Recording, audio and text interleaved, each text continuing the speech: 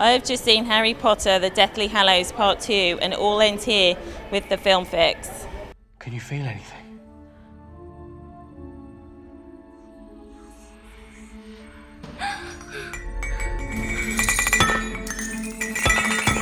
That's it.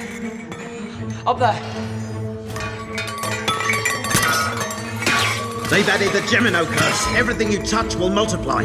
Give me the sword.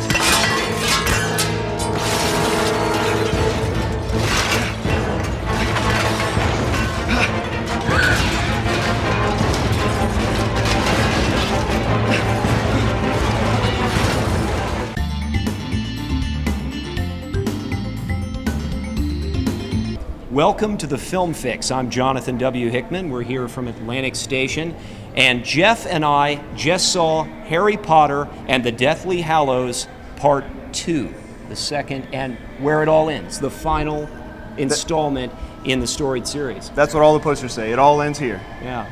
Well, I'm going to tell you all about the story, like any Harry Potter fan would really need to know that, and I will promise to give no spoilers. It's hard to believe that the series that started 10 years ago in 2001 has lasted the test of time and given us such consistent quality both in the style as well as the narrative. This final film, the Part 2 to The Deathly Hallows, which actually is the 8th film in the series, but based on the 7th book that they split into 2, is supposed to be a faithful retelling of the actual book itself.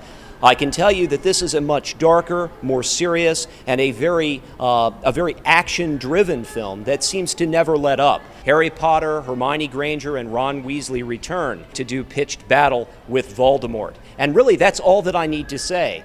Characters float in and out, and it brings the storied franchise to a fitting end. The Harry Potter final film in the whole series brings out all kinds of people. People just crawl out from under the British rock, so to speak.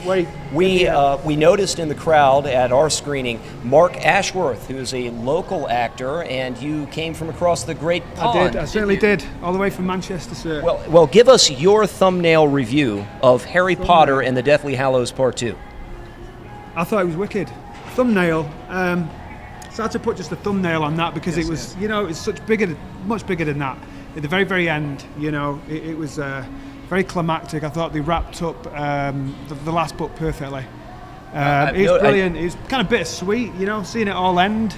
Yeah, I mean, I think that a lot of fans are going to shed a tear at this one. And I notice you're wearing the limited edition. Absolutely. These are the, yes, I know. We did not turn them into the bin. But Nobody's going to return those to the bin. Right, that's right. They have on the edge of them, they have, yes, that's right. They have them on the edge, the Harry Potter. They're the limited 3D glasses.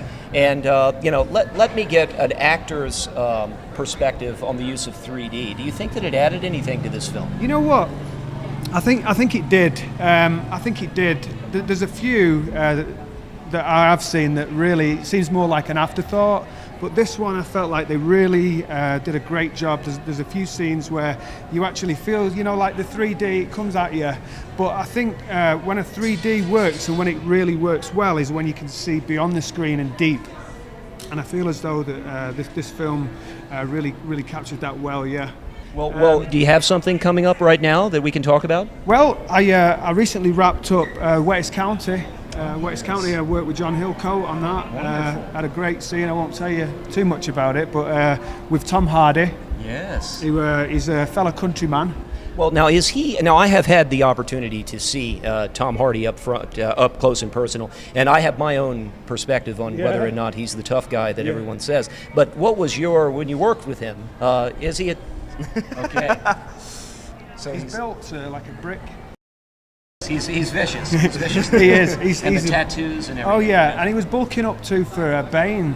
Yes. He was getting into practice, so he had his trainer on set, and they were working constantly. You know, I believe he worked on The Fighter too. Yes. So he just came fresh off of that. So yeah, he really working on that, and he was paying off for Yeah, it. that's the film with Joel Edgerton and Nick Nolte, right? Yeah. That one that's coming out that he's in.